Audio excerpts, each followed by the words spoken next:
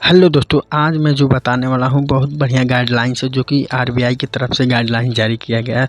उसी के बारे में आज बताने वाला हूँ, तो ध्यान से इस वीडियो को लास्ट तक जरूर देखें। सबसे पहले तो भारत में बैंकों में कितने पैसे जमा कर सकते हैं, इस संबंध में भारतीय रिजर्व बैंक, आरबीआई और आयकर विभाग की कुछ महत्वपूर्ण जानकारी है जो आपको जानना बेहद जरूरी है। सबसे पहले तो आरबीआई के निर्देश और सामान्य नियम क्या है उसके बारे में जान लेते हैं। फर्स्ट में सबसे पहले यहाँ बताया जा रहा है कि सेविंग अकाउंट में कोई अधिकतम सीमा नहीं है। आरबीआई ने सामान्य बचत खाते जैसे सेविंग अकाउंट में अधिकतम कितनी राशि रखी जा सकती है, इसकी कोई ऊपर सीमा तय नहीं किया गया है, लेकिन आप अपने बैंक खाते में चाहे जितने पैसे रख सकते हैं, बशर्ते वैध स्रोत में आय हो। वैध स्रोत मतलब यानी ओरिजिनल स्रोत आपका होना चाहिए। अब उसके बाद नगद जमा की सीमाएं आयकर नियमों के अनुसार, जो कि आयकर विभाग से जो नियम बनाया गया है कि 50,000 से अधिकतम यानी इसका मतलब 50,000 से ऊपर भी आप रख सकते हैं। उसके जैसे 5 लाख से अधिक नगद जमा यदि आप एक बार में अगर आप 50,000 उससे अधिक नगद जमा करते हैं तो आपके अन्य पैन कार्ड का विवरण बैंकों को देना अनिवार्य होता है। यदि आपके पास पैन कार्ड नहीं है तो आप 60x61 जमा करना होगा। यानी जैसे एक फॉर्म होता है, पैन कार्ड का फॉर्म होता है, जैसे 60 और 61 फॉर्म होता है, उसको जमा करना पड़ता है। दूसरी बात, यहाँ पे 10 लाख या उससे अधिक का वार्षिक नगद जमा राशि यदि है आपके पास, तो वित्तीय वर्ष में 1 अप्रैल से लेकर 31 मार्च में अपने बचत खाते में कुल 10 लाख या उससे अधिक नगद जमा करते हैं तो बैंक इसकी जानकारी आयकर विभाग को रिपोर्ट करता है। इस स्थिति में आयकर विभाग आपके पैसे के स्रोत के बारे में पूछ सकता है। यदि आपके पास पैसे के स्रोत के बारे में संतोषजनक जानकारी नहीं दे पाते हैं तो आप पर जुर्माना लग भी सकता है। दूसरी बात यहाँ भी बताया जा रहा है कि चालू खाते यानी करंट अकाउंट में सीमा जो है चालू खाते के लिए एक वित्तीय वर्ष में 50 लाख या उससे अधिक नगद जमा करने पर बैंक आयकर विभाग की इसकी सूचना देते हैं। दूसरी बात यह है कि अगर एक दिन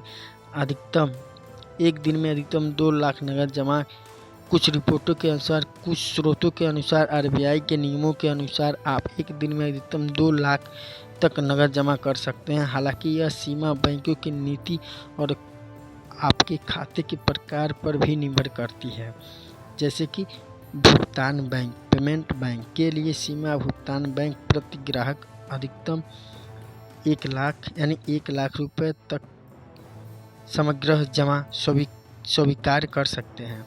अगर छोटे खाते यानी स्मॉल अकाउंट्स हैं, जो छोटे खातों में एक समय में अधिकतम जमा 50,000 तक बैलेंस रखा जा सकता है और साल भर में कुल जमा 1 लाख से अधिक नहीं होना चाहिए।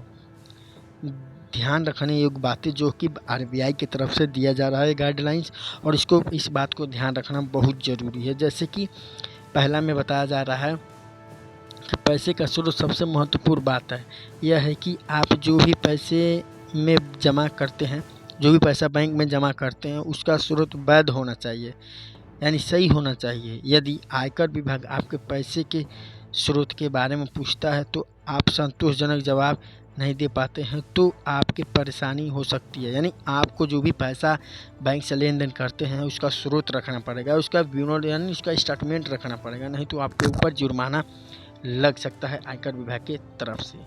दूसरी बात यहाँ पे कही जा रही है कि कई खाते में जमा, यदि आपके पास कई बैंक खाते हैं तो आप उस सभी खातों को मिलाकर एक वित्तीय वर्ष में 10 लाख से अधिक नगद जमा करते हैं तो भी यह आयकर विभाग की नज़र में आ सकते हैं।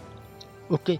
तीसरी बात बताई जा रही है कि सुरक्षित जमा की गारंटी, यदि कोई बैंक डूब जाता है, जैसे बैंक भागता है ना, बैंक डूबता है, तो उसके बारे में बताया गया है कि आपको कितना पैसा मिल सकता है। तो यदि कोई बैंक डूब जाता है तो जमा बीमा और क्रेडिट गारंटी निगम DICGC आपके जमा किए गए 5 लाख तक की राशि गारंटी देता है। इसके बचत खाता, चालू खाता और FD यानी फिक्स डिपॉजिट शामिल रहती है। यानी बैंकों को नुकसान होने की स्थिति में आपके अधिकतम सभी शामिल यानी बैंकों के कुल नुकसान होने की स्थिति में आपको अधिकतम राशि 5 लाख वापस मिल सकते हैं, भले ही आप उससे ज़्यादा जमा किए होंगे। फिर भी यहाँ पे एक संक्षेप में जानकारी दी जा रही है जो कि आपको जानना बेहद ज़रूरी है कि भारतीय रिजर्व बैंक के बचत खाते की अधिकतम राशि रखने की कोई विशिष्ट सीमा निर्धारित नहीं की है, लेकिन आयकर विभाग ने नकद जमा के लिए कुछ सीमाएं तय की है, जिसमें उल्लंघन पर आपको आयकर विभाग के सवालों का जवाब देना पड़ सकता है। हमसे अपने लेन देन की रिकॉर्ड रखें और यदि बड़ी नकद जमा करते हैं तो पैसे के वैध स्रोत का प्रमाण तैयार जरूर रखें, जो कि आयकर विभाग को समय पे दिया जाए, जो कि जिसे हम लोग बोलते हैं स्टेटमेंट, और ज़रूरी डॉक्यूमेंट रखना ज़रूरी है, जिससे अगर आयकर विभाग की टीम अगर आपके पास उस बैलेंस की स्रोत पूछने आती है तो आपके पास वो रिकॉर्ड हो कि आप उसे रिकॉर्ड दे दें।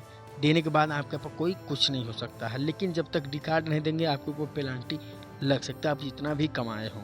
ओके, तो अगर ये जानकारी आपको अच्छा लगा है तो चैनल को सब्सक्राइब कर दीजिए। धन्यवाद।